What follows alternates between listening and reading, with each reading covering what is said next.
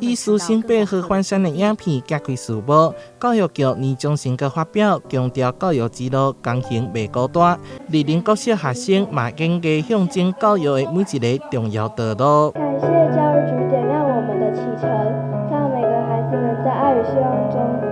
启程。我们带着这份光芒，愿它持续照亮我们的未来。台南市教育硬体建设、教学软实力政策表现相当的好，包括投入超过55亿改建优质学习环境，首创公幼延长照顾，嘛推动 PBL 专题学习模式，所谓容易课中差异化教学等等。扎根他们的基本学历啦、美学创思啦、问题解决啦，甚至迎向未来里面蛮重要的智慧科技，还有全球沟通力。我想我们都逐步的在往前推动，而且绩效都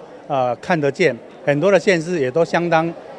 羡慕我们台南这样的成果，甚至说我们台南跑得太快，他们都快赶不上了。在教育团队、校长、老师、家长以及学生的共同努力之下，嘛受到侪全国性奖项的肯定。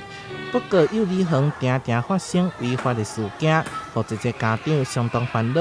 除了办理延时宣导，嘛看三大幼教协会共同宣誓。我们内同零容忍，共同来守护我们的幼童。那也跟所有的师幼的这个园长跟负责人呢，再一次的拜托，肯认他们对于整个幼教的贡献。但是园里面只要有一个或两个，那不是那么适当的教保人员，就会坏了一锅粥。教育局爱守护每一位学生的教育路程，未来学习环境会持续优化之外，嘛将发布国际教育中庭计划，头摆推动英语自由教育方案，打造台南教育全新的风貌。台南新闻所在采访报道。